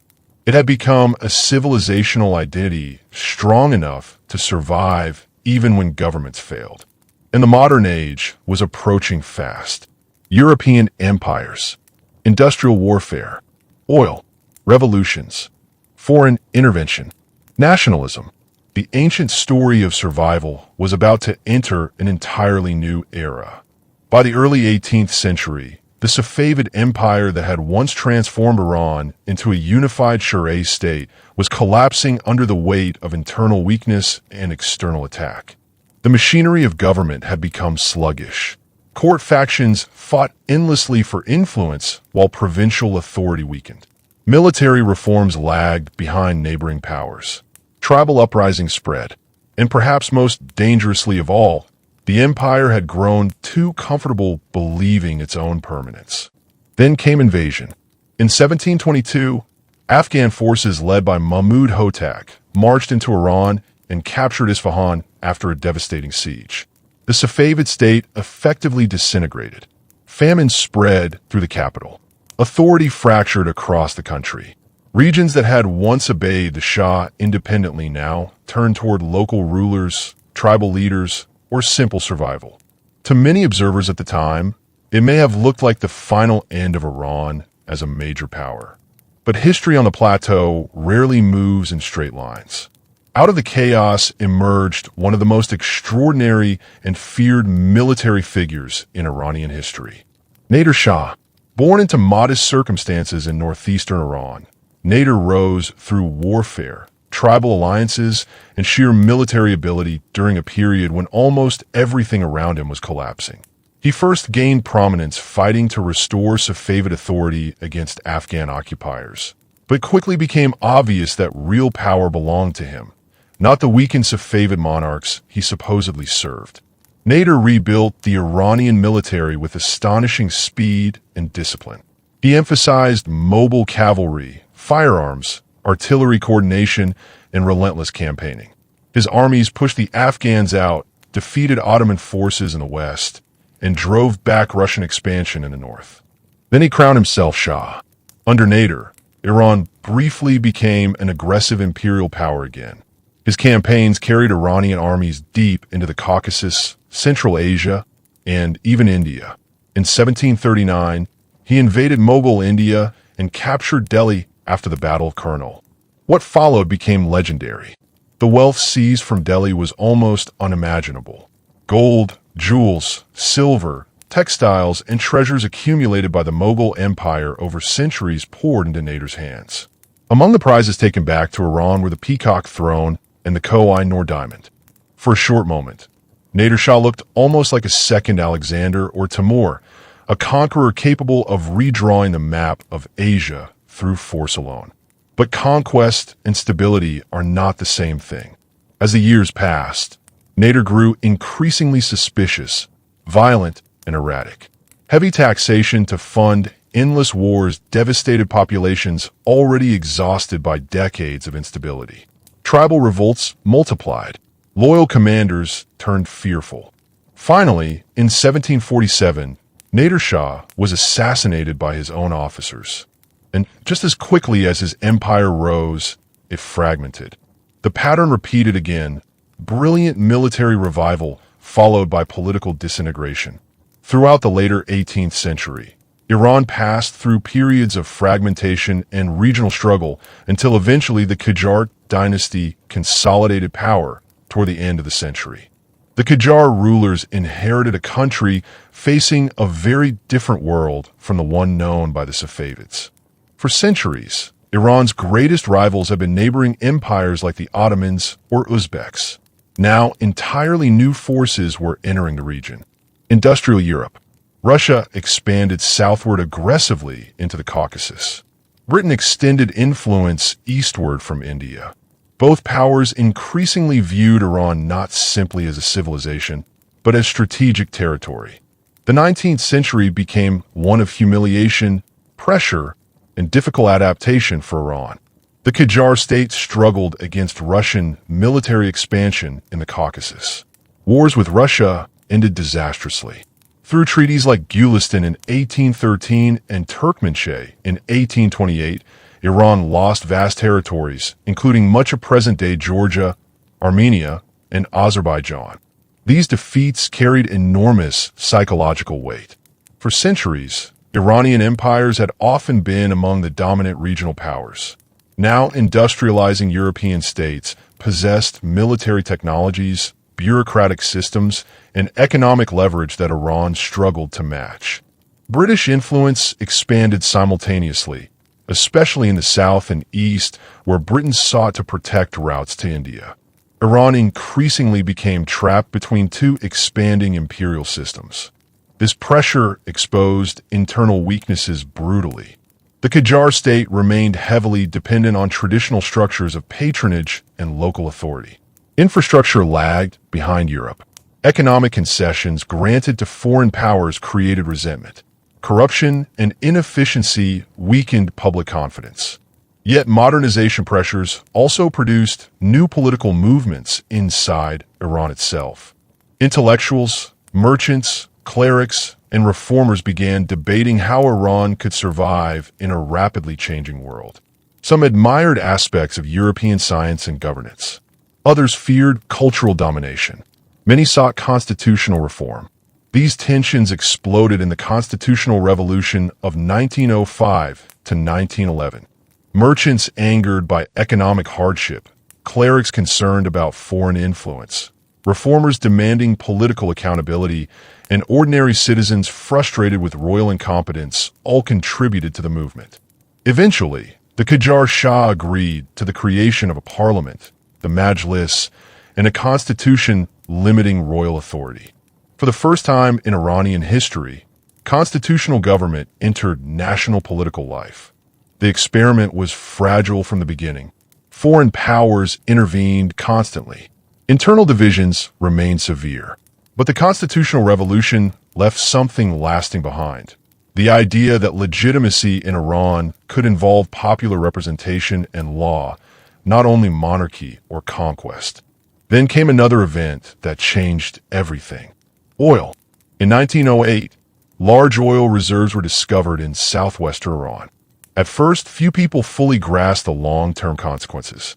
But Britain understood quickly. The Anglo-Persian Oil Company was established, eventually becoming what the world would know as BP. Oil transformed Iran into one of the most strategically important countries on Earth almost overnight. And it also deepened foreign intervention dramatically. Oil wealth flowed outward, while many Iranians saw relatively little benefit themselves. Foreign control over resources became a central source of anger and nationalist resentment. Then the 20th century accelerated into chaos. World War I destabilized the region, even though Iran officially declared neutrality. Foreign armies operated on Iranian soil anyway. Famine, occupation, and economic collapse followed. In this unstable environment, a military officer named Reza Khan rose to prominence. In 1921, he seized power through a coup. A few years later, he crowned himself Reza Shah Pahlavi. The Pahlavi dynasty aimed to modernize Iran aggressively. Reza Shah centralized authority, weakened tribal autonomy, expanded infrastructure, built railroads, strengthened the military, and pushed secular reforms. Western dress codes were encouraged. Religious influence in public institutions was reduced. Education systems expanded. His vision resembled modernization projects happening elsewhere in the 20th century, Rapid state-driven transformation intended to strengthen national independence. But modernization from above often carries costs. Many religious leaders resented secularization. Tribal groups resisted centralization. Political opposition was tightly controlled. Still, under Reza Shah, the modern Iranian state became far more centralized and administratively coherent than it had been under the late Qajars. Then World War II changed everything again. Because of Iran's strategic importance and oil resources, Britain and the Soviet Union jointly invaded in 1941, fearing German influence over Reza Shah. He was forced to abdicate.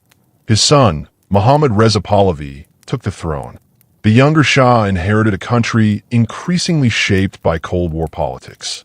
And soon Iran became the center of one of the most important confrontations between nationalism and foreign intervention in the 20th century. In the early 1950s, Prime Minister Mohammad Mossadegh moved to nationalize Iran's oil industry. For many Iranians, this was a matter of sovereignty and dignity.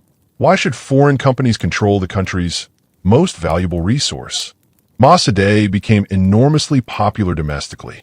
But Britain and the United States viewed the situation differently, especially within the intensifying Cold War atmosphere. In 1953, a coup supported by British and American intelligence agencies overthrew Mossadegh. The Shah's authority was restored. The long-term consequences of that coup would echo through Iranian politics for generations. Many Iranians increasingly viewed the monarchy as dependent on foreign backing rather than genuine national legitimacy. At the same time, the Shah launched ambitious modernization efforts known as the White Revolution. Land reform, industrial expansion, women's suffrage, infrastructure development, and educational programs transformed parts of Iranian society rapidly. Tehran modernized dramatically. Oil revenues fueled urban growth. A large middle class expanded. But political repression also intensified. The secret police, SAVAK, became notorious for surveillance and suppression of dissent.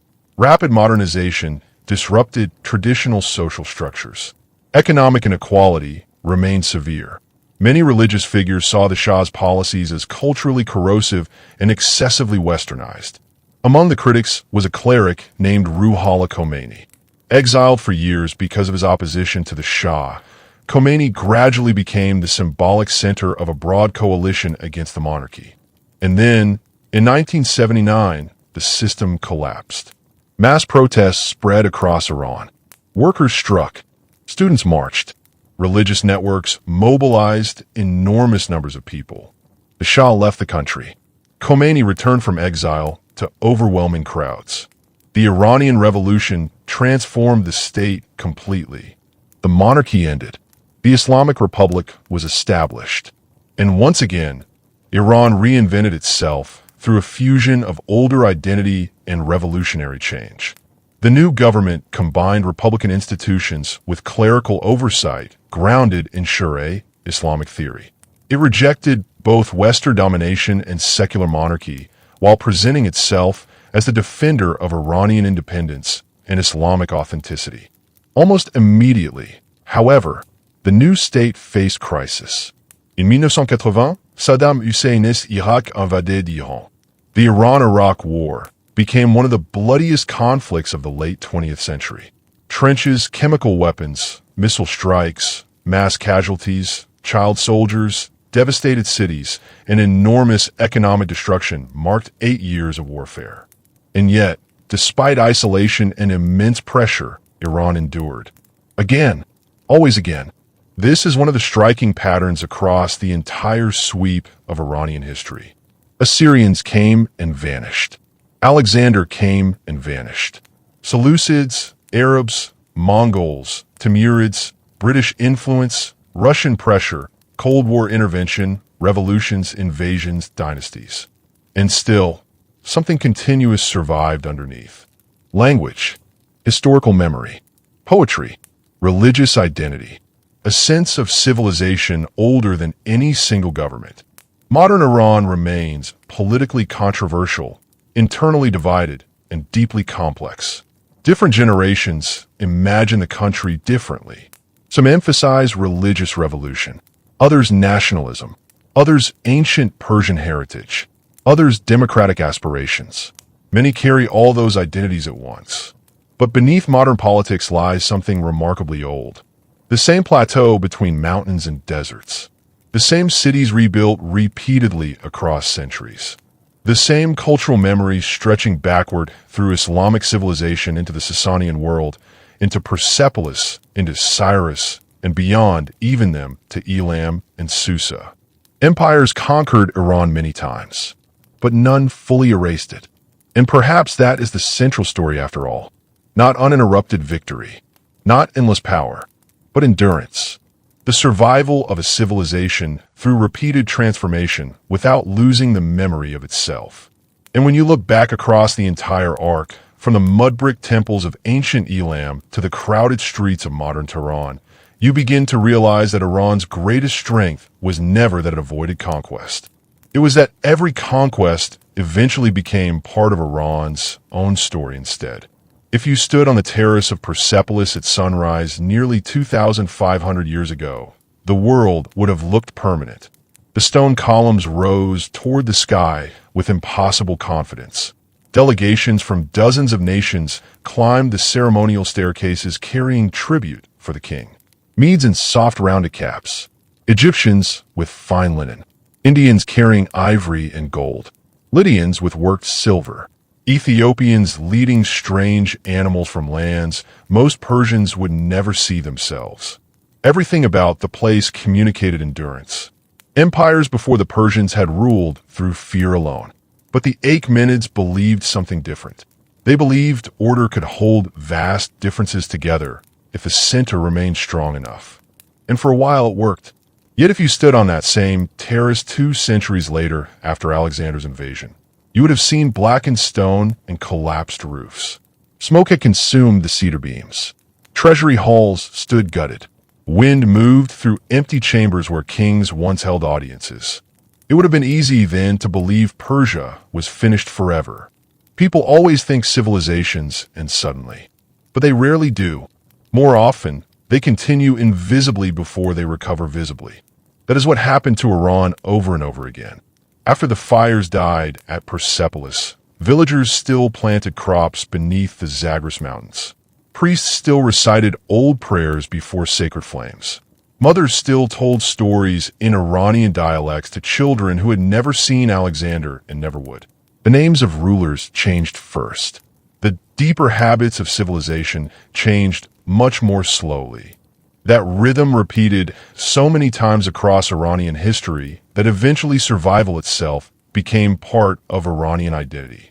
The Arabs conquered the Sasanian Empire, but within 2 centuries Persian administrators, scholars, poets, and thinkers stood at the center of the Islamic Golden Age. The Mongols destroyed cities across the plateau with horrifying violence. Yet eventually their descendants commissioned Persian manuscripts and governed through Persian bureaucrats. Turkic dynasties ruled Iran for generations, but they themselves adopted Persian court culture, Persian literature, Persian architecture, Persian statecraft.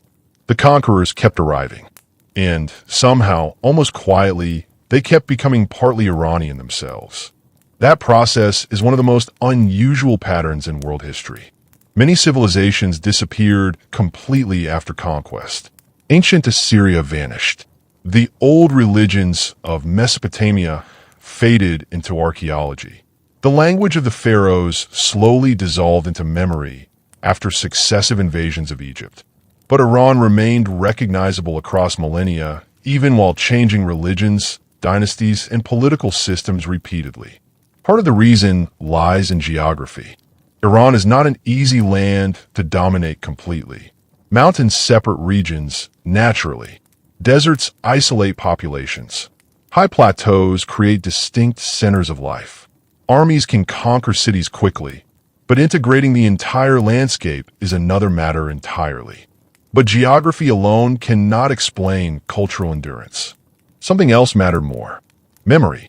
Persian civilization became extraordinarily skilled at preserving itself through language, literature, and inherited stories. Even after the Arab conquest transformed religion and political authority, Persian poets kept older historical memory alive. The single greatest example was Ferdowsi. Around the year 1010 CE, after roughly 30 years of work, Ferdowsi completed the Shahnameh, the Book of Kings. It is difficult to overstate how important this text became. The Shahnameh preserved Iran's mythic and historical past, stretching back before Islam into the world of ancient kings, heroes, battles, betrayals, and dynasties.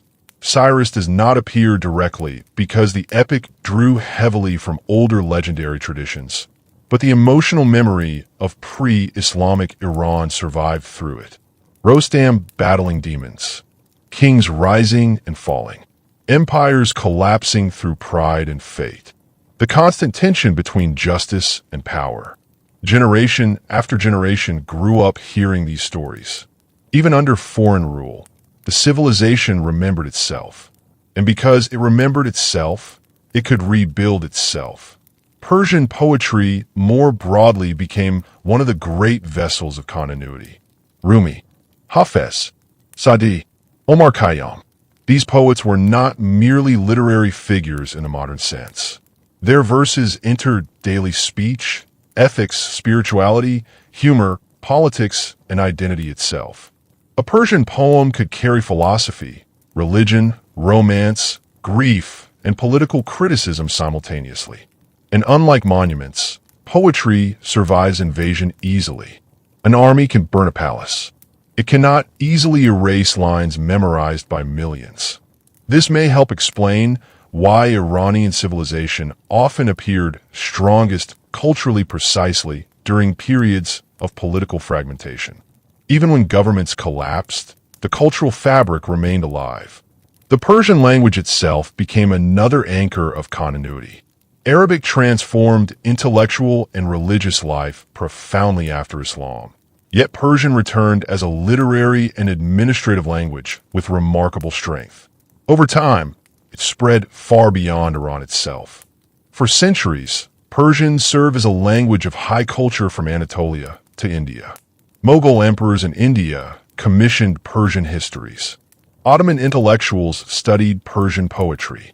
Central Asian courts operated through Persian bureaucracy and literature. The civilization projected influence even during periods when Iran itself was politically weakened. And then there is Shia Islam, which became inseparable from Iranian identity after the Safavid period. The martyrdom of Imam Hussein at Karbala in 680 CE carried emotional significance across the Shia world generally, but in Iran it became woven deeply into national consciousness. Themes of sacrifice, injustice, resistance against tyranny, mourning, and endurance resonated repeatedly across Iranian history. During Muharram commemorations, communities gathered to remember suffering from nearly 14 centuries earlier, as if it were emotionally immediate. That long memory shaped political imagination too. Modern revolutions, protests, and movements inside Iran often borrowed language and symbolism rooted in those older traditions of resistance and martyrdom. Ancient memory and modern politics continuously overlapped. And perhaps nowhere is Iran's continuity more visible than in its cities. Take Isfahan. Safavid bridges still cross the Zayanda River. Mosques built 400 years ago still catch blue light across their tile work exactly as architects intended. Bazaars continue operating along routes used for centuries. Yet surrounding them are highways, apartment towers, internet cafes, universities, factories, and modern traffic. Ancient and modern coexist constantly. Or consider Yazd, where wind towers designed to cool homes naturally rise above narrow desert streets while motorbikes move below them. Or Shiraz, city of poets and gardens, where the tombs of Hafez and Sadi still attract visitors who recite verses written centuries ago as though speaking to living companions. Even Tehran, often imagined abroad only through politics and headlines, carries layers of older history beneath its modern sprawl. And throughout all these places, ordinary life continued no matter who ruled. That may be the most important perspective of all. History often focuses on kings, battles, dynasties, invasions, revolutions. But civilizations survive because ordinary people continue daily life through all of them. Farmers maintaining irrigation canals, craftsmen weaving carpets, teachers preserving language, families cooking dishes inherited across generations, calligraphers copying poetry, merchants bargaining in bazaars, children hearing stories before sleep. These small acts of continuity matter as much as armies do. Perhaps more, because when empires collapse, ordinary habits are what remain. Even today, Iran exists under immense pressure internally and externally. Political divisions run deep. Sanctions, protests, economic strain, ideological conflict, generational disagreements, and international isolation shape daily realities for millions. And yet, beneath contemporary politics lies the weight of extraordinary historical depth. Very few societies alive today can trace continuous cultural memory across nearly 3,000 years in the way Iran can. That continuity changes how people imagine time itself. In younger nations, history may feel distant. In Iran, the past often feels physically present. A ruined caravanserai beside a modern road. A Sasanian arch still standing near Baghdad. A Zoroastrian fire temple surviving in Yazd. A poem from 1,000 years ago quoted in conversation. Ancient kings discussed beside modern politics. The layers never fully disappear. And maybe that is why Iran has always been so difficult for outsiders to fully understand. People often try reducing it to a single image. Ancient Persia, Islamic Republic, oil state, revolutionary power, poetic civilization, regional rival, victim of empire, empire itself. But Iran has been all these things at different times, sometimes simultaneously. It contains contradictions accumulated across thousands of years. Imperial memory and historical trauma, religious devotion and philosophical skepticism, pride and grief, revolution and conservatism, hospitality and suspicion, ancient identity and modern anxiety. And through all of it runs the same underlying pattern first visible in the earliest chapters of this story. Adaptation without disappearance.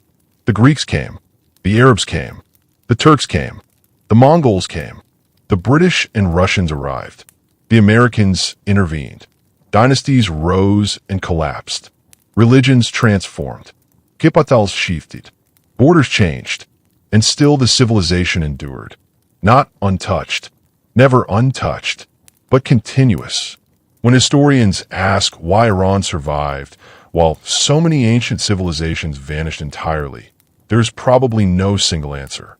It was geography, language, literature, religion, administrative tradition, cultural confidence, historical memory, all of them together.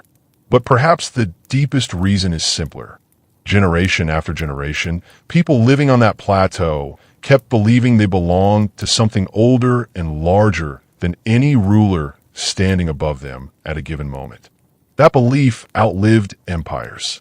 And now, if you imagine the story from the very beginning again, from the first settlements near ancient Susa to the crowded modern streets of Tehran, you can almost see the continuity stretching across the centuries like a thread pulled through changing worlds.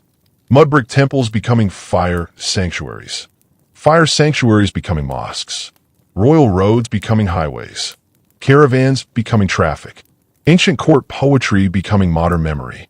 The names changed, the forms changed, but the thread remained unbroken. And somewhere tonight, perhaps in a quiet apartment in Tehran, or a village near the Zagros Mountains, or a crowded bazaar in Isfahan, someone is still reciting verses from Hafez while drinking tea beneath the same stars that once hung above Cyrus, above Darius, above the caravans crossing the desert and the armies marching through mountain passes. Empires rise believing they will last forever. Iran survived by learning something different. Not permanence, persistence. And that persistence may be the oldest story of all.